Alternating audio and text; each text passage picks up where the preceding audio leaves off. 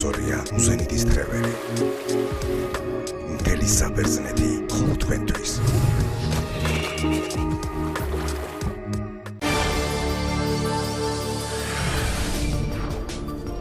დაბრუნდით კვლავ პირდაპირ ეთერში ომარ ნიშნიანიძე და კახა კუკავარიან ჩვენი გადაცემის სტუმრები. ვსაუბრობდით როგორც სოციოლოგიურ კვლევებზე, ასევე წინასაარჩევნო ვითარებაზე და ამ ურჩევლის განწყობაზე. ბატონ კახა, რა თავარი ლაიტმოტივი ექნება ამ არჩევნებს, რაც გადაწყვეტს თუ ვინ გაიმარჯვებს ამ არჩევნებში? რა არის თავარი საკითხები, რაც რის მიხედვითაც ამ ურჩეველი მიიღებს გადაწყვეტილებას?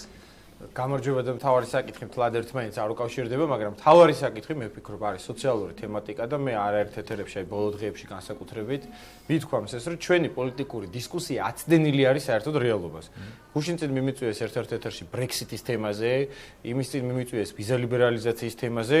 დავდივარ ხალხში, ქალაქშიც, რაიონებში, კაციშვილს არ აღელვებს ეს თემები, არც ვიზა ლიბერალიზაცია, არც ასოცირება, არც Brexit-ი და არც მაპი, არის გაუსაძლისი გაჭირვება. თქვენს გისაყვედურებთ ზოგადად მედიას, ანუ რომ შეიძლება ეს გაჭირვება კიდე არ აისახება ჩვენს ტელევიზიებში სათანადოდ და რომ რაღაც ხარვეზები კი არ არის როგორც ხელისუფლება ეს და წინა ამბობს. არა, არის გაუსაძლისი გაჭირვება, ისეთი როგორც არის აფრიკაში, ეკვატორულ აფრიკაში. მოსახლეობის 15%-ს აქვს მოსული სახსრელო ფურცელი, რომ სახლიდან გამოყარონ. დედაქალაქში ეს პროცენტი კიდევ უფრო მეტად მაღალი არის. სიღარიბის ზღვარს მიღმა არის მოსახლეობის მესამედი. ამ დროს ჩვენ გვყავს ჩინოვნიკები, რომლებიც ცხოვრობენ უფრო მდიდრად ვიდრე იტალიის და ინგლისის და გერმანიის ჩინოვნიკები. თავარი ამოცანა ქვეყანაში არის ის, რომ აი ეს ფეხებზე დაკიდებული მოსახლეობა, პრეკარიატი ესე უწოდებენ, ადრე ხო იყო პროლეტარიატი, მარქსისტული ტერმინი, ანუ არაფერს მქონენი. ეხლა ხმარობენ ევროპაში ტერმინი პრეკარიატი, გამწარებული მოსახლეობა. აი მთელი საქართველოს მოსახლეობა ეს ფეხებზე დაკიდებული მარტო 400,000 ბანკის მოვალე, რომელსაც წულუკიანმა უთხრა. არჩევნებამდე ხო გახსოვთ რა შეეუბნებოდა? არჩევნების მერე უთხრა. ჩაგეხედათ თუ იმ ხელშეკრულებაში წულუკიანმა და ხიდაშვილმა ორივემ გააკეთა ეს კომენტარი. ხელს რო აწერდითო. ესე იგი, აი ეს ფეხებზე დაკიდებული მოსახლეობა, რომელიც გასაქცევს ვერ ხედავს. ყოველ დღემდე ჩემ პირად შეთხოვინებებში სოციალური ქსელით, ელექტრონული პოსტით, რომ გვიშველე, ჭაობიდან ამოგვიყვანეთ, ძირითადი პრობლემები არის ისევ ჯანდაცვაში, ძირითადი პრობლემები არის ბანკის მოვალეებთან დაკავშირებული, პრობლემები არის ფასებთან დაკავშირებით. ხელისუფლება ამ საკითხების მიმართ არის აბსოლუტურად იგნორირების რეჟიმში. მათ აქვთ ეს მოხერხებული აგერ სარეკლამო პაუზის დროსაც ვსაუბრობდით, ლიბერალური თუ პროდასავლური თუ რა ვიცი, საიდან მოტანილი თეორია, რომელიც სინამდვილეში დასავლეთში არ არის, რომ ხელისუფლებას უნდა კონდეს ასეთი კომფორტული პოზა, რომ ის არ ერევა კერძო ურთიერთობებში და ხელისუფლება ამბობს, რომ შენ რო არ ვარ გიხარ და სამუშაო ადგილი რო არ ხარ, აი შენ ხარ ზარმაცი, თორე იმიტომ ვერ ითვისებ კრედიტს. შენ რო ბანკის ვალი გაგ და ხვალ რო ქუჩაში დაგაგდებენ სამშვილიან მარტო ხელადედას, ეს შენი ბრალია ხელშეკრულებაში ჩაგეხედა.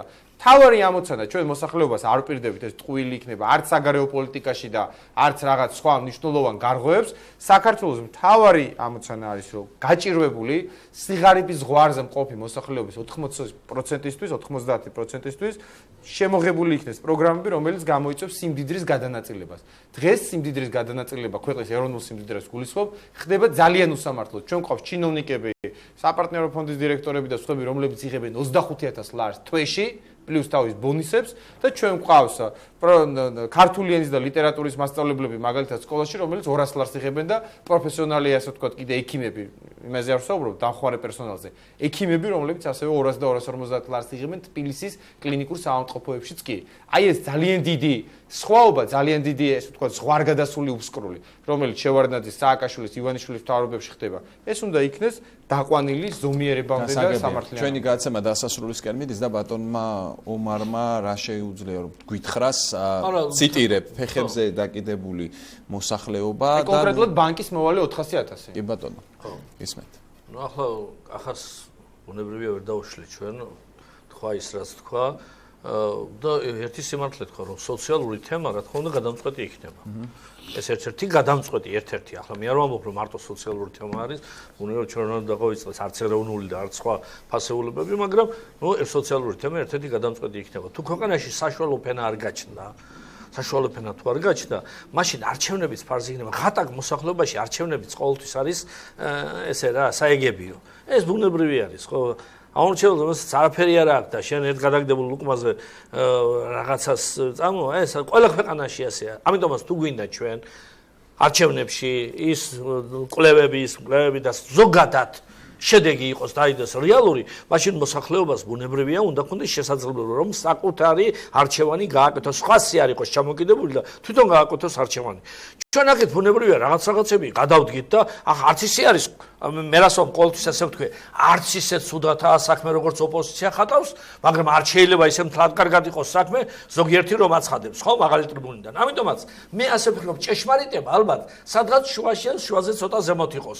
ბუნებრივია, ბევრი რამ გაკეთდა მე არ მომავალ ის რა არა გაკეთდა ბუნებრივია იმის მაგრამ ბატონმა კახამ რაც ჩამოთვალა თქვენ ამ პრობლემების გადაწყვეტის გზები იცით აი მოსახლეობა რო გითხავთ მე ჩემი ხმა გინდათ მაგრამ როგორ გადაჭრი ამ პრობლემას ძირითადი დამსაქმებელი სახელმწიფო ვერ იქნება ხო გაბერილი ისედაც ეს სახელმწიფო სტრუქტურები არ არის ეს კარგი და ეს კისეზე აწვევა ბუნებრივია ბიზნეს მოსახლეობას და ასე შემდეგ ძირითადი დამსაქმებელი უნდა იყოს ბიზნესი ბიზნეს როგორ უწყობთ ხელს დაბალი რას თქვა პროგრესული საგადასახადო ის რომელიც კანონს უნდა წავიდეთ ჩვენ დაბალი ტარიფები ეს ერთი სტაბილურობა და სამეცნიერო ტექნიკური დონის ამაღლება თუ ჩვენ ეს მოახერხებთ მაშინ დასაქმების პრობლემაც და აი ციგადაგის პრობლემაც გადაიჭდება. ჩვენ ახლა გამორიცხული არის რომ 3 წელიწადში ეს ყველაფერი მოგვეხსნა.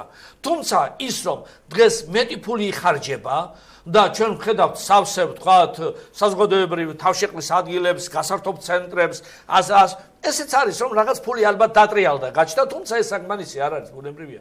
ჩვენ რეალისტურად უნდა მივიდეთ მოსახლეობასთან 2012 წლის არჩევნებზე. თუ იმათ ახლა ჩვენ დაუწყეთ კიდე გადაჭარბებული რაღაცეები და არ გამოვა ეს.